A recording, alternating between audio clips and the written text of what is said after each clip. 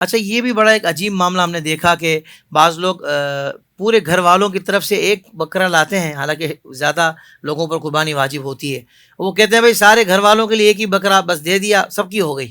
ایسا کوئی معاملہ ہے کیا؟ کوئی خصوصی رعایت، کوئی خصوصی پیکج؟ دیکھیں اس سلسلے میں نا ایک غلط فہمی یہ پیدا ہوتی ہے بعض عوام کے اندر کہ ترمذی شریف کی ایک روایت ہے جس میں یہ بیان کیا کہ نبی کریم علیہ الصلوۃ والسلام کے دور میں اس طرح قربانی کی جاتی تھی کہ گھر کا ایک فرد کوئی جانور لے کر آتا تھا اور وہ پورے گھر والوں کی طرف سے ذبح کر دیتا تھا.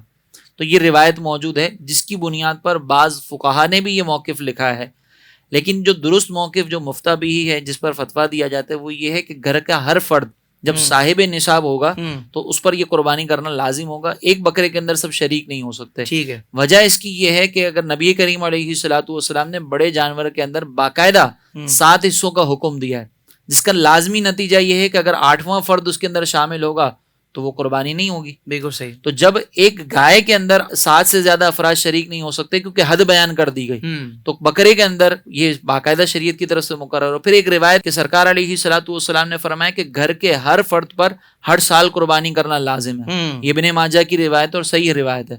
تو اس سے بھی یہ ثابت ہوتا ہے کہ جب سرکار علیہ الصلوۃ والسلام نے ہر فرد کو علیحدہ ذکر کیا اور اس کے لیے جانور باقاعدہ مقرر ہیں تو پھر اسی کو ہم اختیار کریں. ایک تو یہ ثابت ہو گیا کہ ہر فرد کو جو ہے نا وہ ذبح کرنا ہے اپنی طرف سے الگ جانور. یہ جو ترمذی شریف کی روایت ہے اس کے بارے میں ہمارے فقہا نے فرمایا کہ اس سے مراد یہ ہے کہ ایک فرد جو صاحب نصاب نہیں ہوتا وہ سرکار علیہ الصلوۃ والسلام کے دور میں ایک جانور لاتا تھا، اس کو ذبح کرتا تھا اور پورے گھر والوں کو ایصال ثواب کر دیتا تھا. تو اس حدیث مبارکہ سے ہمارے فقہا نے ایصال ثواب مراد لیا. یہ مراد نہیں لیا کہ واجب قربانی سب کی طرف سے ادا ہو جائے گی، کیونکہ دیگر دلائل پھر اس کی مخالف ہے. بالکل صحیح. یعنی مسئلہ یہ حل ہو چکا ہے. جی یہ مسئلہ دوبارہ اس کو نئے سرے سے اس پر بات کرنے کی اور ضرورت نہیں ہے. جی ایسے ہی ہے. سبحان اللہ سبحان اللہ.